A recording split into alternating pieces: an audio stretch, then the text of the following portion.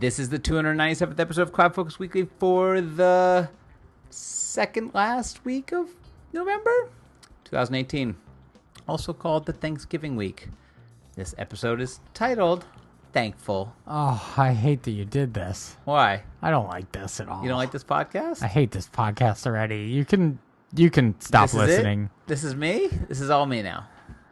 You can stop listening. CloudFocus Week is brought to you by Justin. Not thankful for anything. He's not going to be thankful for anything. No, it's brought to you by Arkus, and we're hiring. If you are a Salesforce consultant or admin, you want to work with this guy and want to be part of the unique and growing company, send your resume to careers@arkusinc.com. Wow, off the rails in yet, what was that, 1 minute? It took less than a minute. All right. So I thought, nicely for our listening audience, and because we have to get to 300 episodes in 3 weeks, I thought we'd throw a little quickie podcast. No picks. You don't have to do picks. But we just have a little conversation. Head down Conversation Street. This is his worst podcast. Oh, I hate this. I know. And I sprung it on you. That I will take that I totally sprung it on you. I've been thinking about it for days. And I was like, you know what? This is one of my least favorite things about Thanksgiving. Okay, then we can make it into a conversation about how much you hate Thanksgiving. So what I thought, and we'll see where this podcast goes, I thought, since it is that season and the beginning of the holidays, and I bet I could tease some stuff out of you that you are thankful for. So we'll see. Let's do it. We'll see how good I really am. See how good at teasing me you are. You've been at practice, long practice of so teasing true. Me. So I thought we would just do what are you thankful for? And I was actually going to spin it into things that are in the news. So it was kind of going to be easy for me. All those things in the news we're thankful about, or things that we're doing, or things that we're kind of a part of. And then, did you watch that Benioff thing on Sunday night? I did not. Oh, you missed it. Yeah, I missed it. It was a long form interview. It was 30 minutes. I read some of the stuff that came out of it. It's pretty interesting. Yeah. So why don't you, as your first thing, and maybe your last thing, because this is the short form, this is the short podcast, why don't you spin that into something you're thankful for? Sure. I mean, I'll have to kind of steal one of yours. Sure, but I'll just go on top of it, so it'll be fine. So obviously it was an interview with, well, not obviously. There was an interview with Mark Benioff. Say what? I know. Done. It was on. It aired this past Sunday on. I think it was on MSNBC or one of the cable news stations, and they were interviewing him at the Salesforce Tower. They were walking through it, and they were talking to him about some of his stances that he's taken, and obviously the most recent one was it Prop C in San Francisco. Apologies for those if I got that wrong. I think it's called Prop C. It was it was the homeless, big corporation tax to help homeless anything people. Over $50 million and give a percentage of profit. So you wrote Corporations with a Purpose, and I did. The interviewer, whose name I cannot remember, sorry, she was an excellent interviewer. I think, wasn't it a podcast? Wasn't it Recode? Didn't he do the same? Wasn't it Recode with Kai? Oh, she was from Recode. Yes, but I don't think it was a podcast. I mean, this was for this. It was video.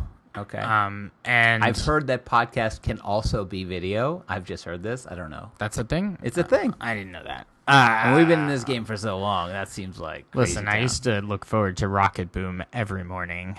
Anyway, if I'm not looking at a rungu in the sky, yes, I put it up there by myself. That's incredible. All right, so Corporations with a Purpose. So she was hammering on him about, hey, you've taken up all these social issues. You took on Mike Pence in Indiana.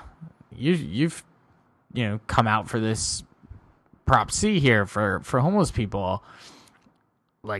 You've spoken out against untrustworthy technologists or technology companies I mean, who are using information not for good. Is one of his big stances, which you and I were kind of having a conversation about the other day, or you asked me for help on, which was one of his big stances is that Facebook is the new cigarette.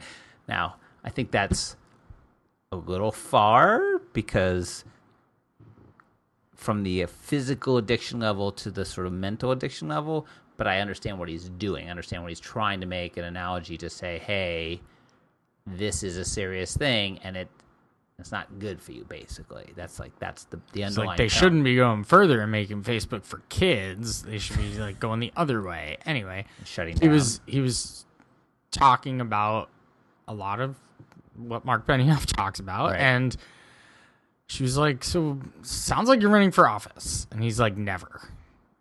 And she's like, "Do not believe sounds him. like you're running for office." He's like, "I will never run for political office." Don't believe him. He was very on it. He was like, "I will never, ever, ever run for political office." And she was like, "Why?" Yeah, why? And he was like, "Because I believe do more good outside than inside." I believe that corporations can make social change better than the government can. Was his argument. If you want to, it's really if you want to, right? And listen, if we get down, and let's not turn this into the political podcast, but if you want to get down to where you think the U.S. government is controlled by and where laws are made and how they're made and who is the influencers, you can just easily go, money is one of the massive influencers of our U.S. government. What I think the things that are making bad things happen, but if who has the money? Well, obviously the corporations have the money. In the first time in history, we've had corporations worth more than they've ever been before. We have, the richest people on the planet are all tied to these corporations. They're no longer, oil barons and stuff like that. So anyway, I'm totally with you. Well, you're not really with me. You're with him. Well, I mean, it sounds like a hashtag with him.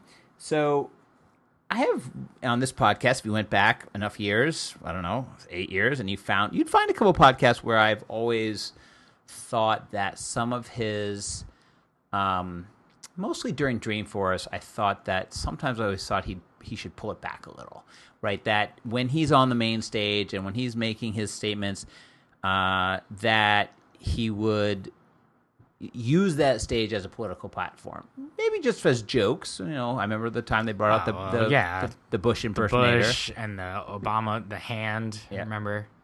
I don't remember the hand. They had like a black hand. I'm using my hand. He's literally moving his hand towards me. It was on like a slide deck, and it was like the better president now, and it was like a black hand, okay. Something like that. I don't remember exactly what it was.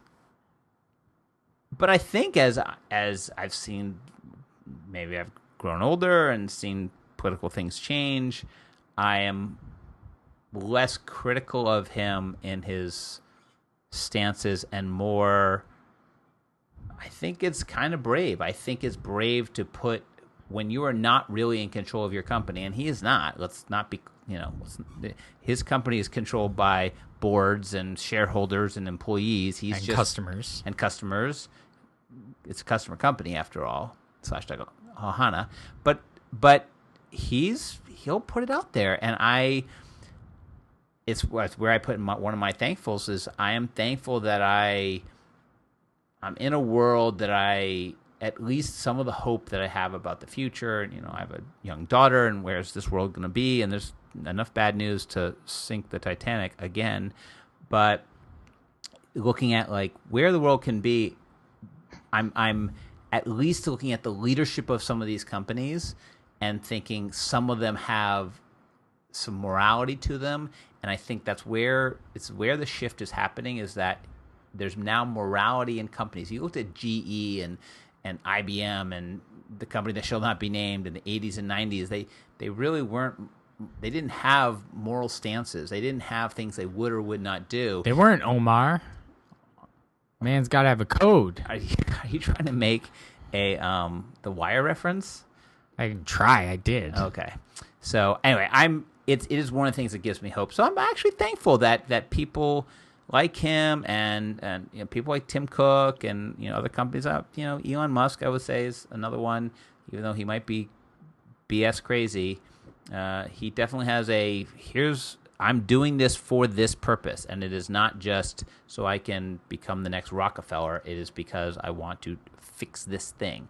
And I think even Bill Gates, who didn't start off that way when he was, sold an operating system that didn't exist and then went back and coded it and sold it to IBM, he didn't, I don't think he had that in his mind, but he has certainly changed. Like he is now, that's his mission, and he's taking his incredible wealth and pushing it towards that thing and, in towards the betterment of the world. And I'm hopeful about that, and I think that it's something that we at Arkus try to make true internally. In terms of our policies, in terms of what we want to do, in terms of donations and all this other stuff, on the scale that we can. Obviously, we're a small company, but it's something I think we've always taken in as a piece of what we can do. What can we do as a company, and how can we act ethically and morally, and can we build a moral fiber and an ethics into our corporation? And sometimes the building of wealth does not equal always the building of the better things in the world. And if you can combine them, it's great. But I could also go fracking and take oil out of the ground and make a lot of money. It doesn't necessarily mean I'm doing good things. So that was my first. Or you stole it, but good. That's yours, and I'll do mine. And see if we can make this the shortest podcast ever. This is just a nice little. This is like a teaser. This is like you could between amuse-bouche. In between courses. This would be a nice aperitif for you to have. Little like lemon ice or something. Little sorbet maybe. Little sorbetto in between your wonderful meals. If you're international, we're sorry. We're totally Americanizing this podcast today. As I was reminded as I went with my Italian friend yesterday for drinks, and we were talking about Thanksgiving, he's like, yeah, this means nothing to me at all. Like zero. I was like, oh, yeah, sorry. But thank you. Mine would be, and just I'm going to spin into something I was just up at Northeast Dreamin', the first annual, hopefully forever, Northeast Dreamin', which was held in Manchester, New Hampshire, right after a massive snowstorm. So that's always a fun time. And I've obviously attended a crap ton of Dreamforces, and I've now been to 4 Dream-ins, something like that, 3 or 4 of these events. Almost from, if you looked at the world, I've almost done them from the bottom of the world, up there, and want to attend a couple more internationally next year.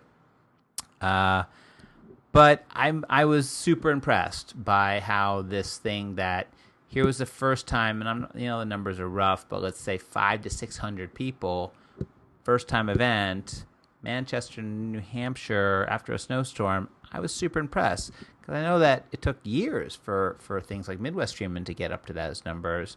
But I was, I came away feeling like, I know how you felt right after.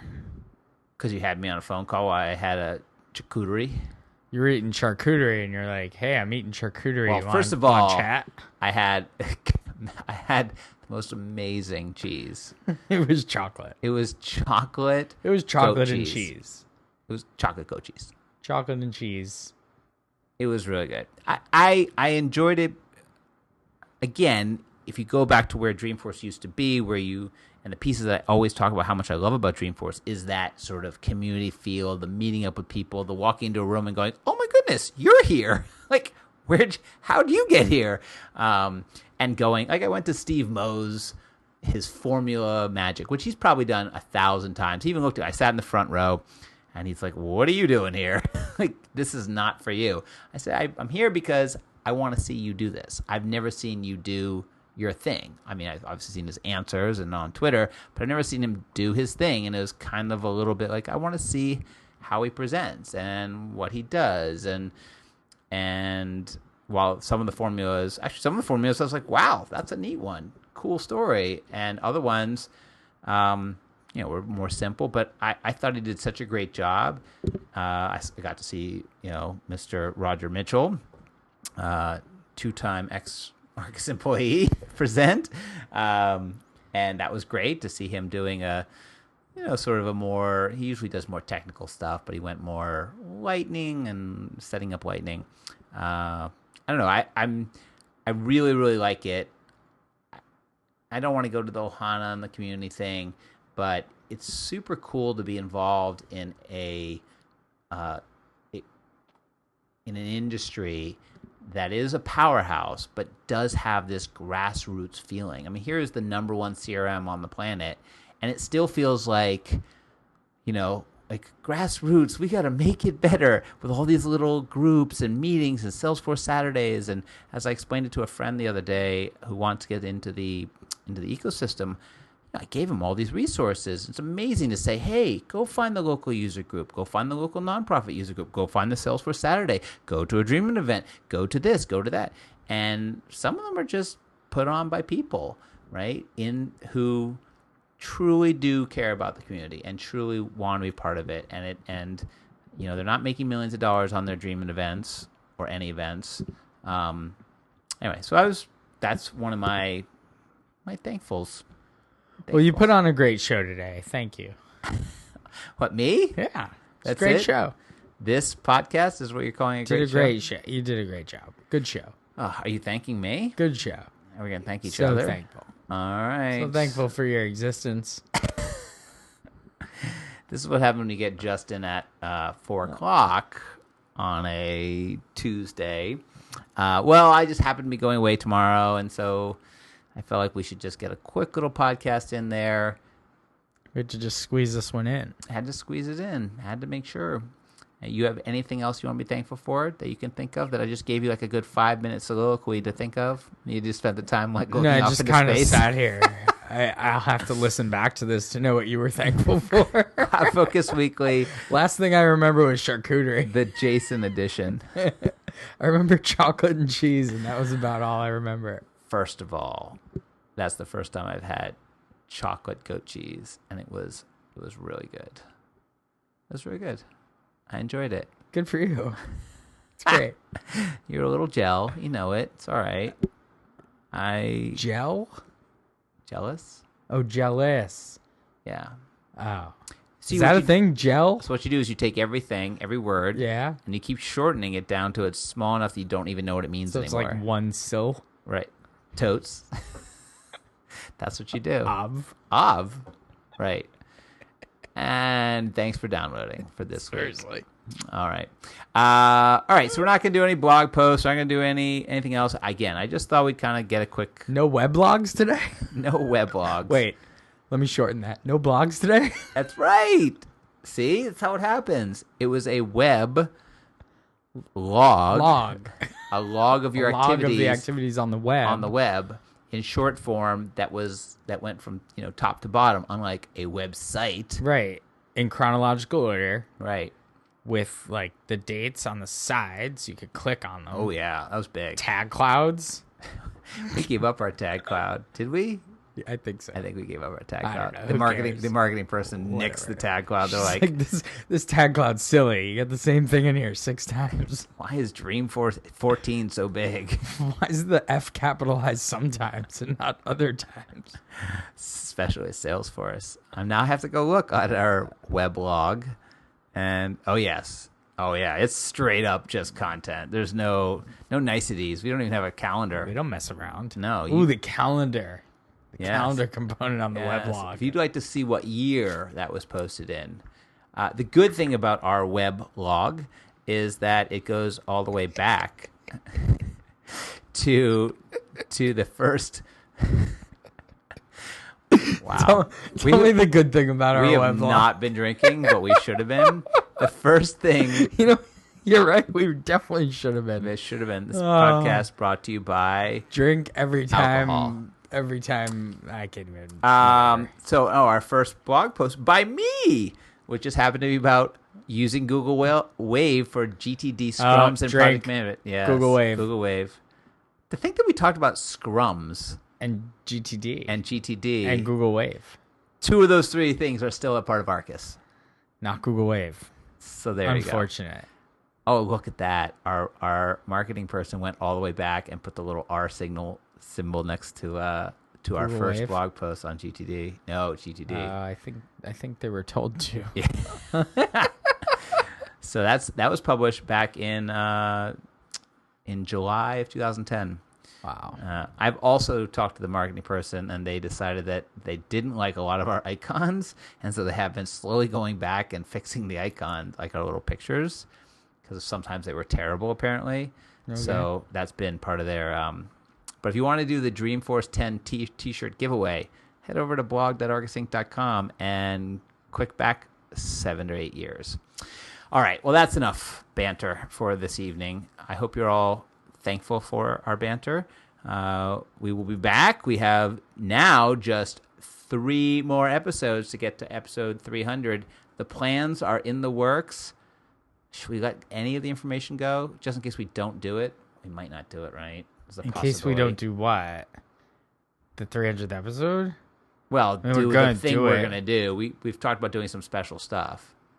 I mean, it's already scheduled. How do we not do it? Yeah, how do we not do it? Well, It's we could just scheduled. not do it. You just punt and just be like, nah, we're not doing that. I don't think so. We're going to do that? I think so. You think it'll actually make it onto the interwebs? Someone will post it on their weblog? It depends. Okay. It depends how good it comes out. Yeah, how appropriate it is. That's true. All right. Well, with that said, follow us in all the usual places. We'll be back next week. Have a happy Thanksgiving if you're in the United States. Well, you know what is nice about Thanksgiving, what I'm thankful for about you can say happy Thanksgiving. Yes, and there's no drama to it. People No. aren't anti or pro Thanksgiving. And the other thing is just one day, other than all the Black Friday stuff, which is now there's turned that into... too, Well, now they've turned it into a week. You see what they've done now? Amazon did it. Like, they turned it into, like, the whole week. Ugh. Yeah, I did. Should we talk about that news where Amazon's coming in to pick New York? All right, fine. We won't. Not that it's anything to do with our lives because it's only 5 blocks from our house. Anyway, we'll be back in a couple weeks. Have a happy Thanksgiving. And as always, Justin and Jason saying, enjoy those cloudy days.